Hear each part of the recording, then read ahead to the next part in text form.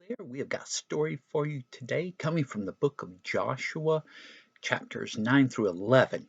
Now, what we have going on here is that the Israelites are now in the promised land and they are having to fight for it, just like God had told them they were going to have to do. Um, the land belonged to them. There were people there who did not belong, and these people were pretty much rotten people. And you hate to say that about people, but the kind of practices they did, the way they lived, the way they treated other people was terrible, and God had had enough of it.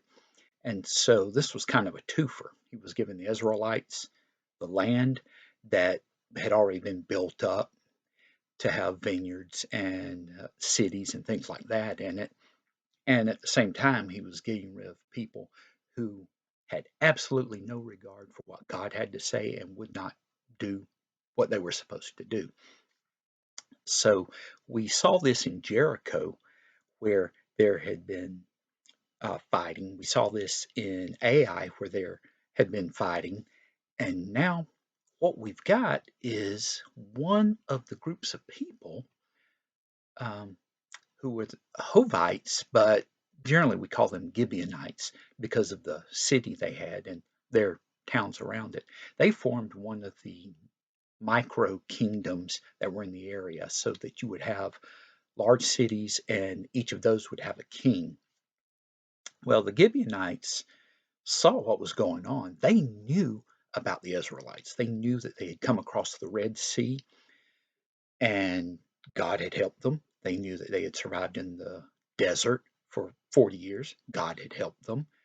And they knew what happened to Jericho and what happened to Ai, what happened to the kings Og and Sihon. And they said, okay, this God helps his people, and we are not going to win if we fight them. So they had one of two choices, and neither one of them were very good, but one of them was more promising. They thought, hey, here's what we can do. We can go and make peace with the Israelites, and if we get some kind of treaty, then they won't kill us, and we'll be able to stay here. Because their other choice was really to pack up everything and leave, and that was not going to be a safe thing either. So I said, how are we going to have a peace treaty with them? Somebody came up with what was a good idea in order to survive. Now, really, it was deceitful, as we will see.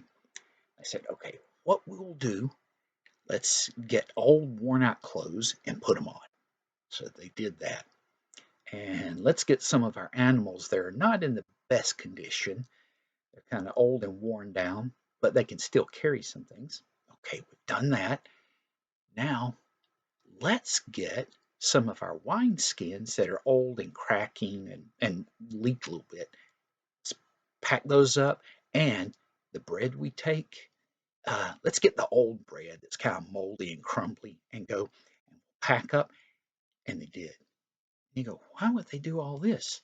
Well, they head out to the Israelites who really aren't that far away, and they tell the Israelites, "Oh, we come from a faraway country, and you'll probably never see us, but we've heard of you, we've heard of your God, and we just want to make a peace treaty with you so that no one will ever try to fight or be a threat to each other. We won't do anything to you, and we want you to do the same for us."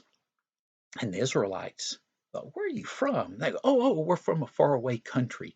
Well, the Israelites kind of check on some things and they go, yeah, their wineskins are all old and cracked and look at their bread, it's moldy and dry. And they go, okay, these guys really must be from a long way away for their food to have gone bad and them to be worn out. Look at their clothes. So they make a treaty with the Gibeonites. Now, here's the key. They do not ask God first. Okay, because if they had asked God, he would have told them, no, these guys are deceiving you. But they go ahead and make this treaty, And everything goes through, and the Gibeonites leave. Okay, everything seems to be fine. Well, the other Amorite kings, there are five of them in particular in charge of some of these cities in the area, they hear what Gibeon has done. Now, the Gibeonites are not exactly in the same group. They're not Amorites themselves, but they've had kind of an understanding and they sort of look out after one another. Now, what happens next is going to tell you something about the kind of people who were living in the promised land. The Amorites go, we were depending on the Gibeonites. They have good fighters, and we got to deal with these Israelites.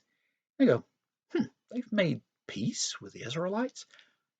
We're going to go and kill the Gibeonites. And you go, wait a second.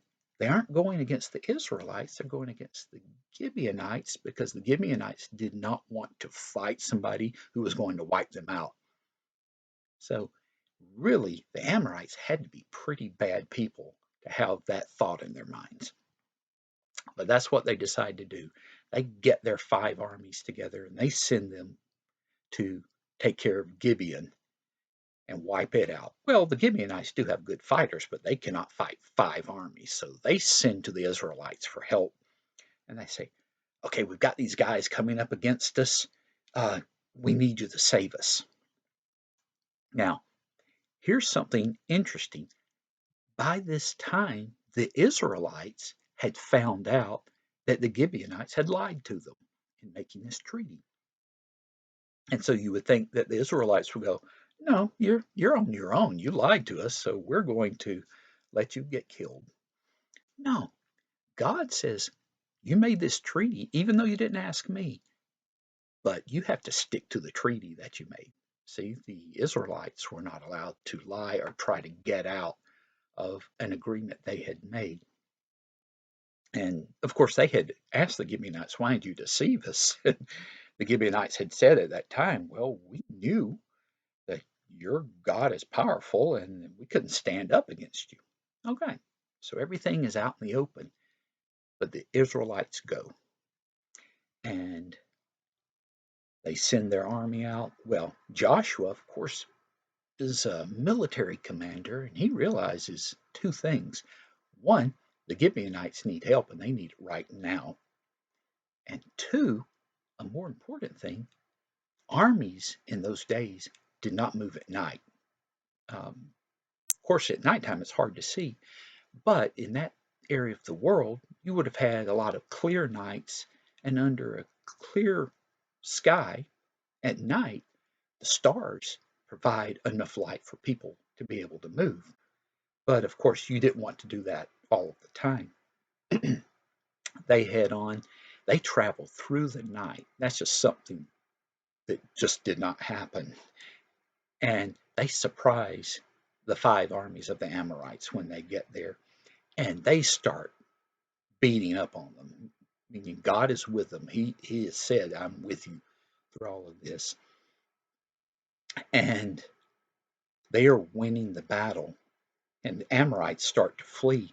Well, God gets involved and he starts dropping hailstones on them. So we're talking about big chunks of ice from the sky. And what we find from the Bible is more of the Amorite soldiers are dying from the hailstones coming from the sky than from what the Israelites had done. Well, those guys are retreating as fast as they can, trying to get back to their cities. And Joshua realizes that the day has gotten long and it's getting late in the day, and he's not going to be able to wipe out all of the bad guys. And he's praying to God, please hold the sun in place. Well, that's the way Joshua would have understood that. But what really happens is God stops the earth from turning. Now, it's an even bigger miracle than what the Israelites think it is because of all of the things God had to do so that life could carry on. Uh, and I won't go into the science of that. Just know that it's a major miracle. And what it looks like to Joshua and his army is that the sun is on one horizon, the moon is on the other, and everything stays that way. And they are able to track down these armies, and most of them they're able to destroy.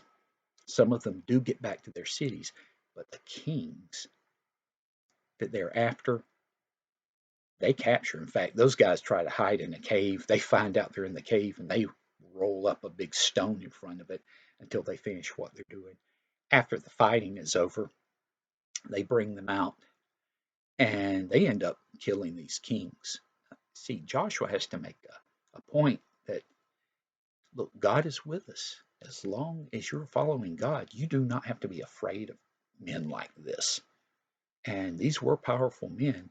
Now they are dead men because God has taken care of everything. So after this is over, there is another campaign that Joshua leads.